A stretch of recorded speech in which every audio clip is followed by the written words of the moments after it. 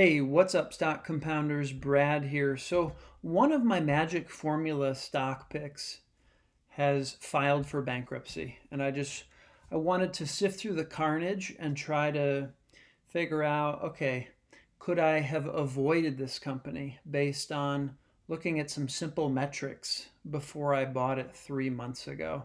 But first, I just want to share this Seeking Alpha article about this situation, GTX stock, and this filing for bankruptcy. So it's filed for Chapter 11, selling the business for 2.1 billion. Based on that sale, the shareholders aren't going to get anything. Okay, it's going to pay off the debt, and that's about it. Now there is a possibility that another bidder is going to come in and offer more than that 2.1 billion dollars. In that case, it's possible that equity holders would walk away with something. So the author here is talking about how he was bullish on the company just 4 months ago. The European-focused turbocharger maker GTX. Um, yeah, so it's really good. It goes through kind of what the issues are here. You know,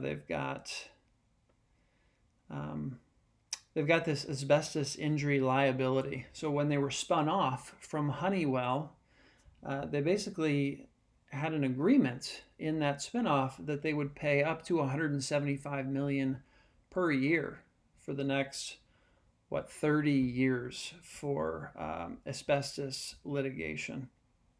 So that's not a great thing for a spinoff to be saddled with. Um, but you guys are welcome to read through this. It's a well written article if you're interested in what's happening with this with Garrett Motion. But let's jump into my magic formula investing spreadsheet. So this shows the 5 stocks that I bought at the end of June this year. On June 30th, I put kind of an equal weight on these 5 companies. It's really just a test portfolio. It's not, a significant portfolio for me, but I've read so much about the magic formula, how it's supposed to get like 24% annualized, as measured over the last 20, 25 years or so. And so I just wanted to put it to the test, right? There's only so much you can get by back testing. The way to gauge the performance of a strategy is to actually implement the strategy. So that's what I'm doing. So I bought these 5 at the end of June. I'm actually going to be buying my next 5 at the end of September. But let's take a look and see if there were any red flags on Garrett Motion. So that's GTX, the number 3 entry here. So let's see right away here, current ratio.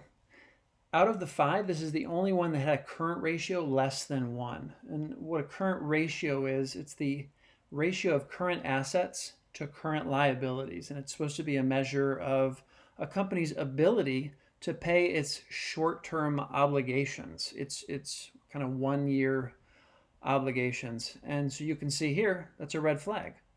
The short-term assets are below the short-term liabilities. So that's kind of the first obvious warning sign here. Return on invested capital. So this is Joel Greenblatt's measure for how good a business is, how good a company is. Clearly, Joel Greenblatt measures it slightly different than I did here, because if it were minus 30%, it wouldn't have showed up in the magic formula. Because the magic formula, it's really just the best combination of return on invested capital and earnings yield. Okay, I don't have earnings yield here, but return on invested capital is heavily factored into these stocks. So it's interesting that what I got came up negative, but I got this number from I'll link in the description the website I'm using, but it's It's the median return on invested capital over the last 10 years. So it's possible Greenblatt is using more of a trailing 12 months figure, or even maybe like average over the last 3 years. I'm sure he specifies in the book what he's using. The book being the little book that beats the market. But that's obviously a warning sign, having a negative ROIC over the last 10 years. What else could we have possibly seen here? So Prem Watsa owned Garrett Motion. You can see it's a very, very small portion of his portfolio. So that could potentially be a warning sign. It's a very low conviction to be putting 0.03% of a portfolio into a company. So, some of these things I may have to adjust for my next round of buying at the end of September. I may have to create kind of a minimum threshold for current ratio, maybe something like 1.2 or 1.3. I may have to insist on a positive 10-year median ROIC. And, I may have to raise the bar on this max allocation to, something maybe above 1%, something like that. So those are the 3 warning signs that are jumping out at me, or at least ways for me to potentially strengthen this filtering process that I'm using to get from the top 50 Magic Formula stock results with a market cap greater. I think I used 250 million for this, a market cap greater than 250 million. Yeah, that sounds right. Because anything less than 250 million, and super investors aren't going to be interested in it. It's just too small to move the needle on their portfolios. So these are the top 50 stocks, according to the Magic Formula, that have a market cap greater than 250 million.